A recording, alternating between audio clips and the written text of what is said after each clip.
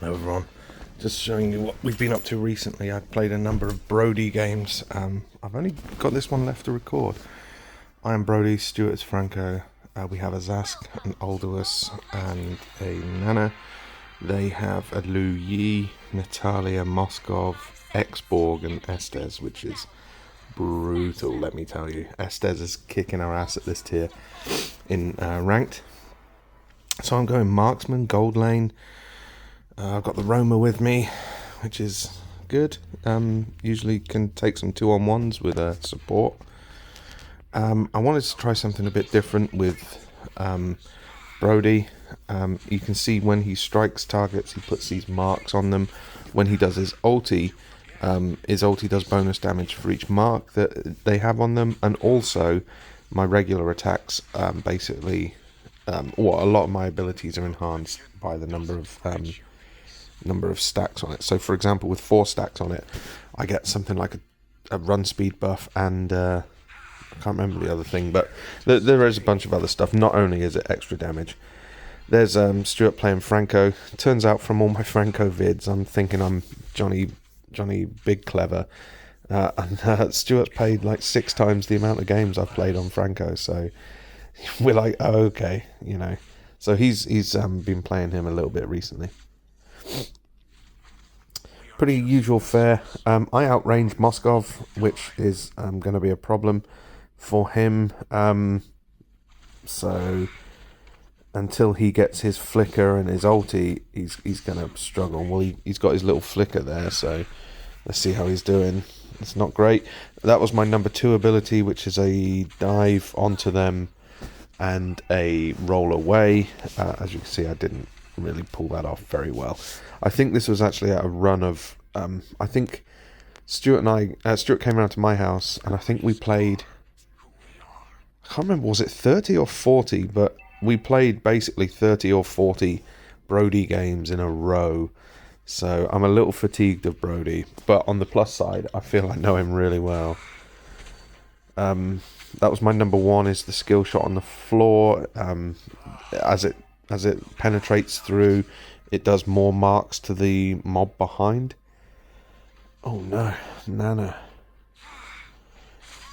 Oh, great, Moskov. He's picked up 2. I know I was saying, like, I'm going to bully Moskov in lane and he's not going to pick up until he gets his ulti. Well, he's got his ulti and he's killed both Nana and myself. He's absolutely on fire. So I am not doing a great job of defeating this Brody. Well, as you can see, they're 2,000 gold ahead of us. Boy, that's why. And Estes is just keeping this dude so alive. It's crazy.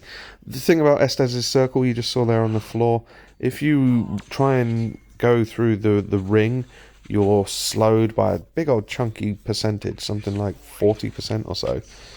30 or 40%. But if you just stand in the middle, there's no negative effects other than you're trapped in an area that's that small.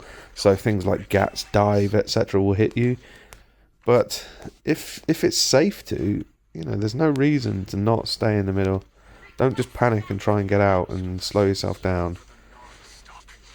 I mean, if you're having to escape because you're going to be killed, then obviously it's not safe to stand in the middle.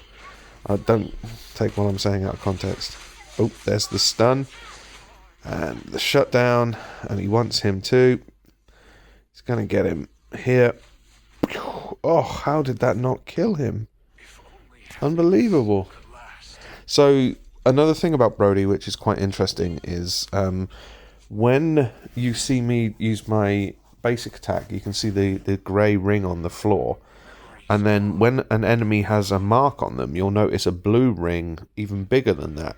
So that blue ring's for my ulti. So if I activate my ulti, anyone in that area who has marks on them will be targeted, and the marks will...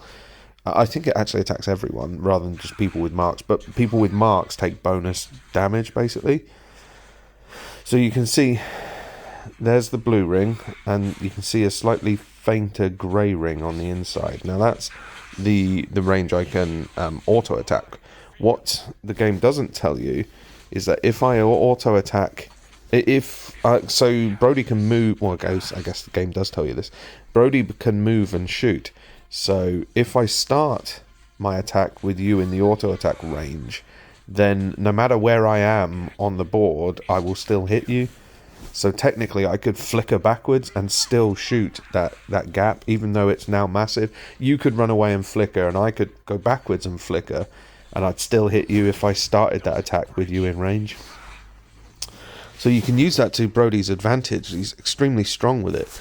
So using that with his number 2 ability, which is a dive towards an opponent, has to target a player, dive towards a player for a 1-second stun, and then you get to choose the direction you go by pushing your stick that direction. Oof. You know, that's, as an example I was giving you earlier about the stuff on the floor, yeah, that would be an example of not staying in the circle on the floor. You know, I had to escape because otherwise I was dead.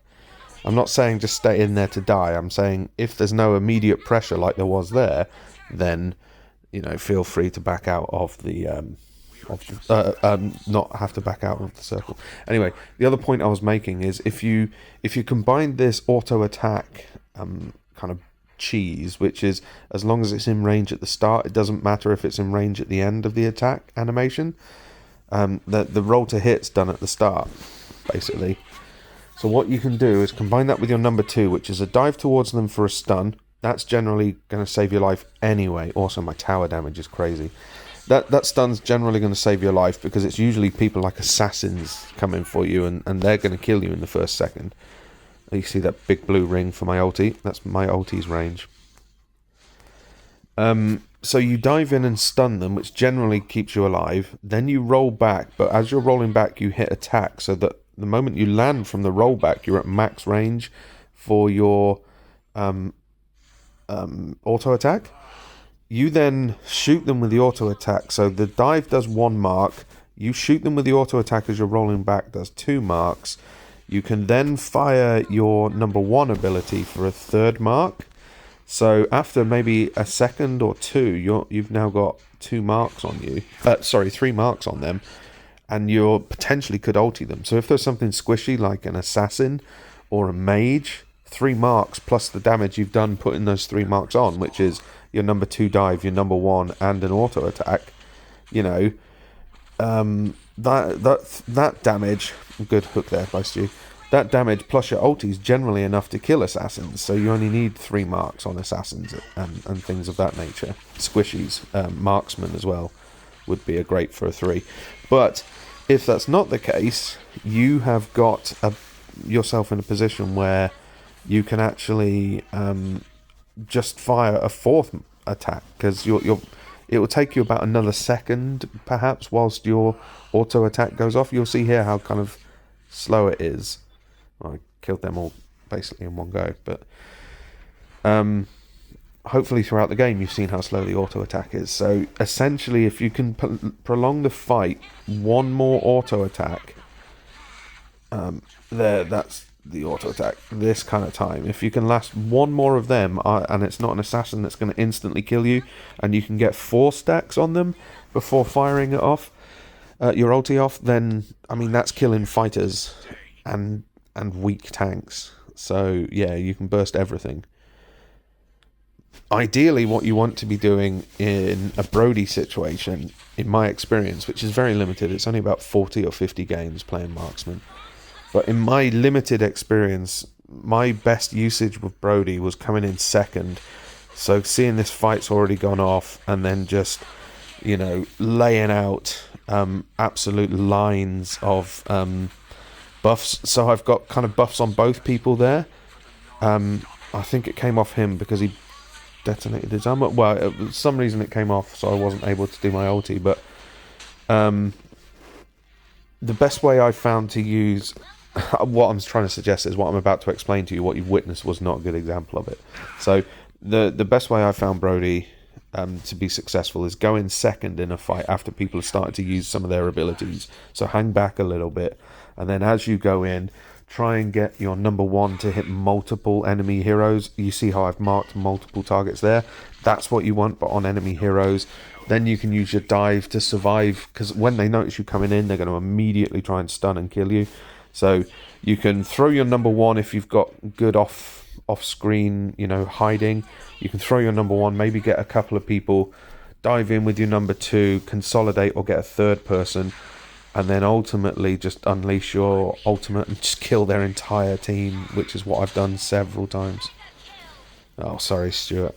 I was talking. I didn't save you there. Oof, Natalia. Can I get the stun? Yes. So that's a mark. There's the second mark from the auto attack. She didn't come forward, so I didn't throw my number one. That would have been the third mark. At 3 marks, I was then going to ulti her, and she was dead. So she quite correctly ran away. If she'd have come for me in that scenario, as in pressed her attack, she was dead. And she knew it immediately. That's how powerful Brody is at this stage. When he starts picking up items, you can tell, I took some damage from her attack, that is sure, and she had the potential to kill me, definitely. But I had her 3 marked, and then all I had to do was push my ultimate. Even if she killed me, my ultimate, because of its cast time, still would have gone off, and I still would have killed her. So at best, she could also kill me. Everything else was just me killing her. And there was just basically no way the at best scenario was going to go off. I was never going to let her kill me. No, not in a million years. Sometimes you don't quite get the range correctly, as you see there. I dropped my number one to hit Estes, but he was slightly out of range, so I turned out to be completely pointless in that fight. This isn't one of my better Brody games. I just kept it because it was indicative of how I was playing. I was trying not to show you peaks only. I was trying to show you troughs so we could actually learn together rather than it just being the best performance and not realistic. So this was one of those games I kept just to show you as I keep going, and this is what you will be playing at this stage after playing 40 games, for example. So I can see there's a massive team fight at the bottom, and they are please come and help Brody. But I'm actually guys, I am really fantastic at pushing lanes, and if you can buy me some time, I will take this tower easily, and I'll probably take inhibitor, to be honest. That's how good my creep clear is. It's absolutely bonkers. I still might take inhibitor, still might have time. Even looking at everything on the map, yeah, there you go. Then I'm immediately off. So I'm sorry I didn't join the team fight, and that's true, that does suck. I could have maybe protected a bunch of you, but that's what I was doing instead. I've actually pushed inhibitor, and you can look, top lane's now hitting their base. So their thoughts are all run back and protect the base. So I'm sorry, yeah, team fight would have been great, but lane clear, it's everything in this game. This is a tower defense game. It's not a hero beat 'em up game. The focus should always be to push your lanes. Great hook. Pew! Did you see the damage I did on her? But my damage did from 80% to 10%, and there was a 1 second gap between my next damaging attack. So any damage at all in that, when she's only got 10%, was going to claim the kill. So unfortunate. My damage was either too high or too low, but it was in that awkward middle part where I lose both ways. Here we are then, trying to outrange them, put a bit of pressure on them. We shouldn't here be doing this. We should be pushing a lane, retreating, but we're trying to provoke a fight, keep this lane topped up. We thought about taking buff. Oh, unlucky there. We thought, can we take her? I thought, I'll just dive in. Okay. Getting some buffs on him.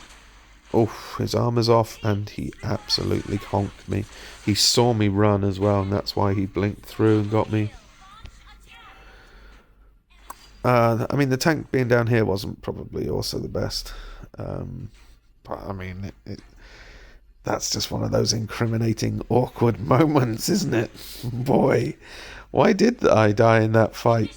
Pans camera to tank, who is, in a completely different part of the map. I don't know what could have happened. If he posts this Ranko game, I'll link to it in the description so you can see his point of view about why he left us to die. Yeah, how he tries to defend that one. All right, Brody is back. 4-2-6, not a great game for me with Brody. Normally at this stage, if I'm playing well, I'd be kind of like 6-1-4.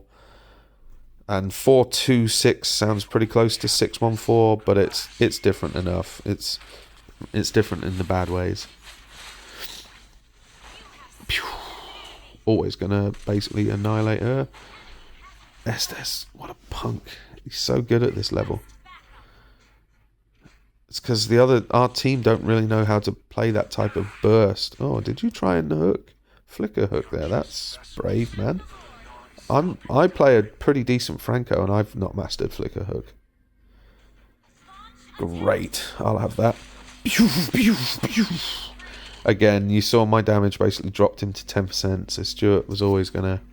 But that means I've not got the correct combination of items built and such. I knew to stay away from the explosion, not dive in till afterwards. Trying to punish him for him getting me last time. It's not going to happen.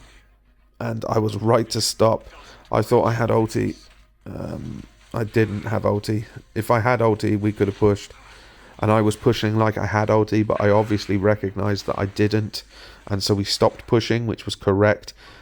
Because I didn't have ulti, I was dead. So if I'd have pushed that fight, I was dead. Meanwhile, the fight does continue. I'm just pushing lane in mid. You don't really need to see that. Unlucky hook. Unlucky. Yeah, good suppress there, though. Shut the Natalia down entirely. Yeah, really good. Wow, I've cleaned mid and now I'm going back to base. I'm really contributing to the team fight, baby. Right, so these guys are having a great time up here. Look at me. I'm in the bottom lane, trudging along. The life of a marksman. This is why I like posting my tank vids, because I get to roam and I love roaming. Like it's bizarre because I consider the jungle role to be too difficult for me because I don't know what to do, and it feels like there's a lot of moving parts and stuff. But actually, I play the roamer and it's my favourite role. And the only difference between jungler and roamer basically is you're supposed to farm more, kill the mobs in the jungle. That's the only thing I'm not doing, but I still consider it to be too difficult for me. Even though I love the perspective of I love playing and love the perspective of being a roamer. So pretty average game there. I just wanted to show you my progress with Brody. I've played him, like I say, for about 40 games. I had about 4 really good ones lined up. Some really good one-on-ones where I'm fighting like Saber and some of the assassins, like or some marksmen sometimes when I'm dropping on a Layla and stuff. I show you some really good stuff, but hilariously my game recorded over them with more recent Franco gameplay footage, so this is actually the only one I managed to save. So good results by everyone on our team, really. 8 and a gold is about where I'm playing. If I play Brody, that's the kind of result I would expect as a minimum. I have taken a few MVPs with him, and got a couple of 10s in my report card at the end. But yeah, 8 to kind of 8.5. That kind of feels like where I am with a Brody. 8 feels about right. And then otherwise, if I'm not an 8, I've gone mental and I've got like a 10 or an MVP. So yeah, minimum score of an 8 for a Brody. That's not bad. Anyway, that's really it for this. I just wanted to show you that I am also experimenting with marksman, just to offer more roles and more perspectives, learn more about the game. It's easy to play a better roamer when you know the mindset of marksman. I also I played mage as well, as you saw with like Vale and Sicilian videos on the channel. so I understand mage mindset, and I understand tank mindset. So other than really junglers and fighters, I do kind of play everything else now. So I have a good understanding with my roaming where I can expect the enemy marksman to be and such. So it does make you better. I do recommend you try other classes than just your preferred class. Anyway, that's it from me. Thank you very much. And I think I've got about 5 or 6 Franco vids I'm about to record now in a row. So I'll check the sound on this and post them, because they are unfortunately what overwrote the rest of my really interesting Brody games. So this was supposed to be a where am I at now? I'm a solid 8 video after showing you some really cool kill montage videos. But yes, unfortunately I lost them. So that's it. Thank you very much, everyone.